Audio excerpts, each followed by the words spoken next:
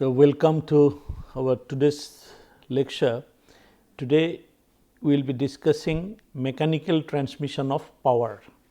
So far, you have studied about the spectrum of mining machinery, and also you have studied what are the basic elements that are in a machinery. Now, the one of the important aspect is the transmission of power. To do these mining operations, you have seen that there are very robust machines required, and they require very high power, because breaking rocks and all these things require very high power. So, this power transmission is one of the very important in all machinery, including mining machinery. So, we will be discussing in today's class that after going through this lesson, you will be able to state the functions of power transmission system. What are the different types of power transmission systems, and exactly what are their main functions, that you must be able to mention. Then you will be able to compare the features of main methods of power transmission. Though there will be only an introductory part I will be speaking, you will have to work on this. You will have to make a plan of your some tables you will have to make, so that a comparative table, and then you will be maintaining your own learning portfolio, and so that you can properly explain that what are the main features of this, and then you will have to draw the powertrain of automobile, just to make some simple sketches, so that it can come to your mind that how exactly things are. So, make a habit of drawing some sketches of the powertrain of different machines. So, as when you will be studying about the other mining machinery, try to collect some of the powertrain diagram of those big machinery. Now, explain the functions of fluid coupling and torque converter. These two things we will be telling.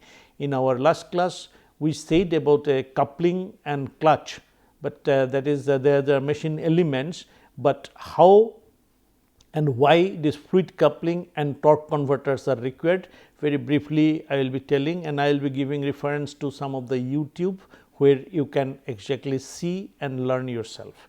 Then analyze some simple power transmission. We may, if time permits, we will be discussing some of the how the power transmission systems can be analyzed. We will try to do these things. Now, the functions of the power transmission systems, you know that these are the provisions of the required velocities at the working member of the machine, because any machine, the main part is done, work is done by some motions, whether it is a linear motion or it is a circular motion, it is a continuous motion, it is an intermittent motion, different that exactly tools will be working. In any mining machinery, there will be interactions with a tools with rock, or with a tools with another machine parts, or there is a movement between relative motion between two parts. This type of things are to be done by the transmission system. Will have to do that. Regulating the velocities of the working member depending on the type of work. Say if you are doing a drilling operation, the drill bit will have to be rotated. If it is a very hard rock, you will have to rotate it very fast. If it is a soft rock, you may rotate that you may rotate in the higher speed. In case of very hard rock, will lead to the high wear and tear of the bits. So, you will have to control that motion at what way it will be there. So, this type of things you will have to know by how the power is transmitted to that and how it is controlled. Then providing and controlling torque and driving force to meet the torque requirements at the operating shaft. You have seen that when you are driving a car in a very upward gradient, then at that time your torque required is more. You are driving at a lower gear, that type of things, that exactly how the power has been transmitted, how that gear arrangements has been made, those are the things need to be learned while learning a machinery. Then how the power is distributed. If you may be having one source of power, say for example, in a electric shovel or in a hydraulic shovel, there may be the one diesel engine, but the machine sometimes it will have to do a 360-degree swinging. Sometimes this machine is raising and lowering, sometimes this machine will be having its front boom movement. So, all these different operations are done by different elements. So, the power will have to be distributed to those particular machine elements or functional elements. So, when a machine is doing number of functions, you will have to distribute the power to all this functional group. Then transformation of the motions like rotation and translations. So, these are the sometimes you will have to convert different type of motions, and sometimes you need to reverse your motion, that is your that you have seen your car sometimes it is going forward, then you are putting into the reverse gear. So, this type of power to transmit to the main that your which is say in case of your car, the wheel, whether it is going forward, whether it is going at a high torque or less torque, or it is going back, that are the things which is done by the power transmission system of the machine. Now, these power transmissions can be done by through mechanical drive. We say sometimes this drive, this is the word used for these transmissions, that is a mechanical drive can be, we say it is a friction drive, which can be a belt friction belt drive, and there could be a flat belt and V belt drive, and there are also called chain drives. Then there could be a gear, that is a different type of gear, whether it is spur gear, helical gear, worm gear, how they are connected together to give the motions differently. Similarly, there could be a hydraulic drive, that means your some whole operations can be this rotated by means of pressurized fluid is going to a particular component.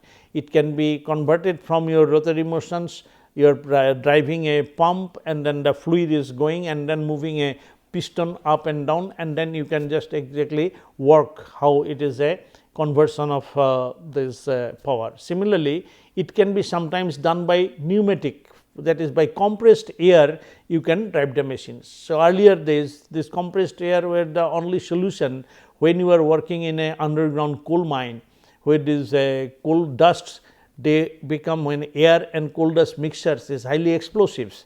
So, if they are using an electric drilling machine, then what will happen? At the time of your switching on and off, a small spark will be coming, that will be sufficient for creating a big explosions, and everybody in the mines will get fatal accident. So, there they do not use the electric power to rotate the drill, but you need to do the drill hole to put the explosives to blast the coal in underground coal mine. That challenging job, how will you do it? So, for doing that, this compressed air operated drilling machines. So, that means the drill bit is rotated or it is giving a percussion by controlling this whole movement of that steel rod or the functional element by means of the compressed air. So, that is what called a pneumatic drive. And of course, the electric drive you have seen that the table fan you are seeing over there, it is just working with your by putting a switch. Now, those electric drive, then there were a lot of developments have taken place. I will request you to make some study of your self study to find out the trend of developments in the drive systems, that you will be finding some very good terminology which we will be discussing when the big machines we will be talking about, that what is a hydrostatic transmissions, hydrodynamic transmissions. You can see this electric drive, their control, how the modern this digital electronics is now going to use your most of the DC motors are now being replaced by AC motors, how that drive, say for example, if you are working with a big shovel for scooping, that exactly the motion of this your bucket, it need to be very smooth. If you are making a whole machines to a big that is your 2000 ton machine, it is revolving over there, at that time, if you are not making a very smooth motion, a small vibratory motions will be giving so much of your momentum which can damage all the parts. So, that means such a smooth control which could be given earlier only by DC motor, but nowadays AC motors can give it because the speed control has become now modern developed. So, you make a study of the development of the power transmission systems and development of the drives over the last 20 years, you will be able to know a lot of things. Try to don't go to the technical intricacies at the beginning, but you just have a general knowledge of what are the recent developments in the power transmission system. And then if you see here, this try to develop a table like this, in which you can find out that what are the main features that are to be achieved by your a transmission system, and then how exactly it is done by different methods. If you see the mechanical drive by friction or by mass, that is by gear or by belt or a chain, and then the other type of transmission, your electric, hydraulic and pneumatic, which features are exactly useful. Say for example, a centralized power supply can be there for electric and pneumatic system. Similarly, for the easy of accumulation of power, that is there in case of your pneumatic, your compressed air, you can compress it over there and store it, and then whenever is required, you are just opening a valve, you can get it over there. Then where the step by step velocity charge over a wide range, that is can be done in electrical, that also can be done by frictions and that your gear systems. Similarly, that your maintenance accurate velocity ratio, that is possible. Velocity ratio can be accurately maintained in case of your gear type transmissions, that is a by mass gear mass transmissions, you can maintain an accurate velocity ratio. Then high velocity of rotations, that can be obtained in electric motor and pneumatic motor. So, similarly, simplicity of the machine designed for rectilinear motion, that means if you are to get a translatory motion, there hydraulic, pneumatic and frictions and gear, that can be very easily done. But thing is that they not influenced by the ambient temperature. So, if your that is your with ambient temperature, hydraulic, that oil, their quality may change, their viscosity may change, and that then it will be performing differently. That is why the electricity, pneumatic as well as by your the gear, they can be very easily used at any temperature once it is made. But in case of your friction drive, if you are doing a belt drive, even the belt material, they may get affected by heat, then the friction property will get changed and your things will not be proper. So, that easy of control and automation and remote operation, for that your electric can be used. So, have you understood that once you know that what are the different features of power transmission system, and then if you classify in such type of table at a glow, you will be knowing a lot of things about it, and then you can understand that these types of mechanical drive systems are available.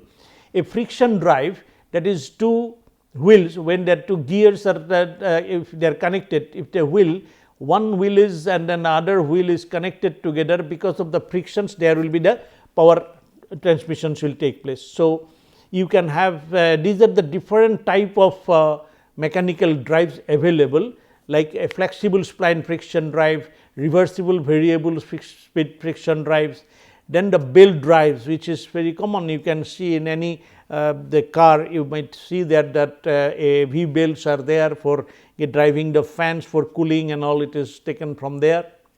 Then the gear drives, there are different types of gear, that is in your normally you need to do a little bit of additional study to find out that whatever you have studied in your second year need to be recapitulated for this paper, particularly for the planetary gear, worm gear and this chain drive, these are the mechanical drive.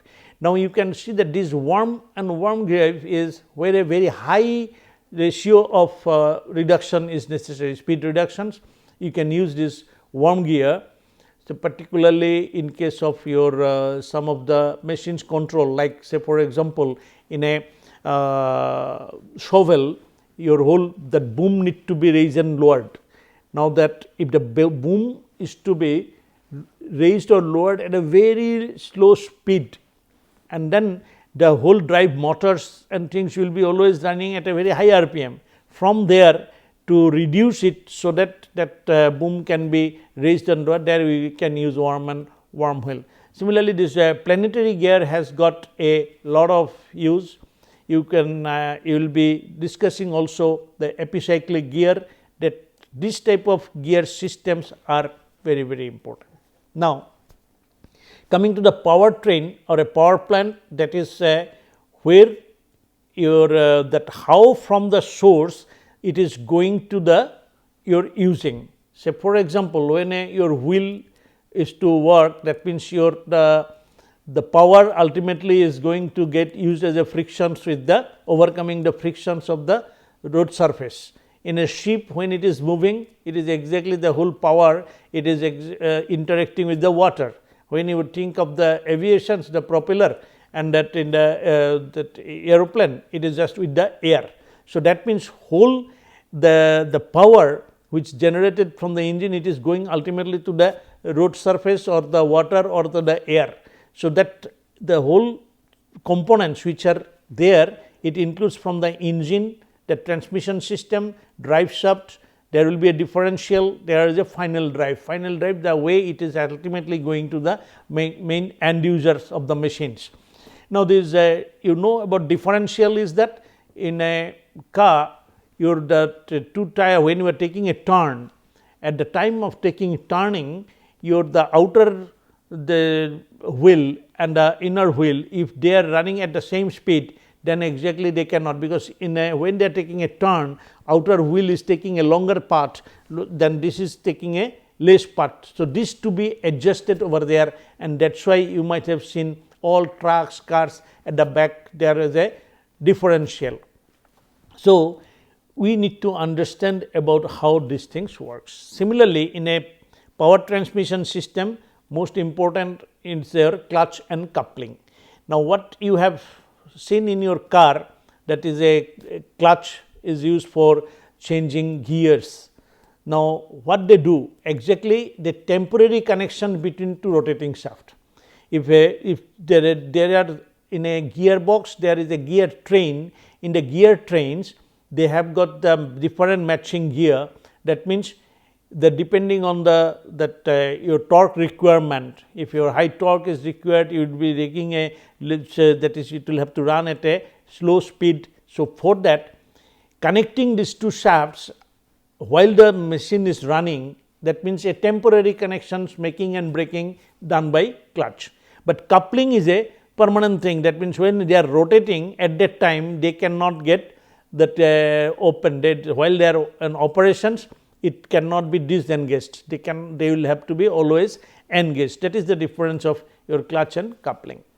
This one you can see over here as a automobile, you can try draw this type of diagram, that is your the main gearbox is here. From that there is a one word you can see here, the torque converter, that is from the engine, in between there is a torque converter. Now, we will see what is a torque converter. Now, from that gearbox you are giving to a propeller shaft, in between there will be a coupling, and then there is going to a that is your a parking brake is there, then differential there. From the differential it is going to the final drive of this, that your where the wheels are connected. So, this is a simple power train of a automobile, of an automobile. Now, you can see here in that automobile what happens. From the engine, this is the flywheel, you can see the flywheel of a that engine. Now, this is to be connected that with a your power transmission system to that shaft, so that it goes to the differential and it goes to the other rear side of the that axles. Now, when the engine, it will be running at a constant speed, from that we will have to control the speed of the car. So, that is why a transmission system is required. Now, in that what is there, if in a manually operated, you can see here the clutch is there. From that clutch, it is connecting different this gears at a gear 1, 2, 3, you can change it over here. By that, this engine's power will be going and the driven shaft will be running at a different speed. So, this how they are doing, for that we are using a clutch here, that is from that we are connecting this drives. So, this you can see here the clutch disc, what is done in the previous one, you can see in that clutch disc, this is connected or splined to the main that your gearbox. Now, here this is a plate where we have got both sides of friction, this will be connected with a splined with that your flywheel, and then what will happen when this get rigidly connected, and by controlling the clutch you can engage and disengage, and that is why with this clutch operations you are engaging or disengaging this disc with the gearbox, and whichever shaft you want to connect, you are doing that. That is at which shaft, that shaft is same, that your matching gear you change. So, that is how exactly you are getting a different gear ratios depending on this clutch, whether you are connecting this one like that, your first gear, second gear, third gear. So, this in any gear trains you will find there is a pinion and a gear, that smaller one is called your pinion, and their teeth ratio, and that gives exactly the whole, you can calculate that how at that end shaft how much will be the torque coming, how much will be their speed coming, that can be done. So, now in a how exactly the clutch systems work, as I said that engine flywheel is there, and before that from the engine it is rotating, say for at a constant speed. Now, this is a propeller shaft or the shaft for transmitting over there, the transmission side. Now, you are having a diaphragm spring by which this your clutch pressure plate is there. By giving the pressure, that clutch will be engaged to this one. So, when it is engaged over here, it will start rotating, otherwise not. So, this is a schematic diagram of this particular system. You can see here, this is your the diaphragm spring, exactly this is a very specially designed. If you are giving a pressure over here, when you press like this that yellow part, this will be coming out, and then there will be a disengaged. So, this thing is here at that schematic diagram, and then by this you can explain exactly how a clutch and this clutching is done in a mechanical transmission system. Now, as we said that there is a torque converter, this torque converter, it is a type of coupling, is a fluid coupling. Normally what we see in your engineering drawing class, you have done I think drawing of a flexible coupling or a flange coupling. In a coupling, what if there is one shaft, this is exactly your this one shaft is there and then another shaft is there, these two can be coupled together. You can have a plate over here and then with a nut and bolt you can join together, so that if it rotates, it will also rotate. That type of systems can be made, but in some cases it is not done. If in between this we are not having you are not having these two plates to connect over there. This is a shaft, this is a driving shaft, and this is your driven shaft. We are connecting by a nut and bolt over here, these two plate tightly, and they are rotating. But if we are having this shaft and this shaft, in between we are not having, we are having in a box all are oil, and then we are having a system by which exactly we make this fluid to rotate. Now, this fluid will make this to rotate. So, what happens here, that is your, if in the driven shaft already very heavy loads are there at that time, when the driven shaft is to be rotated, then because there is a heavy load over there, the driving shaft which is connected to a motor, say, it will have to give a very high torque, and for that the motor will be drawing a lot of current, and if that high current will be passing, that will be your I square R loss will be very high.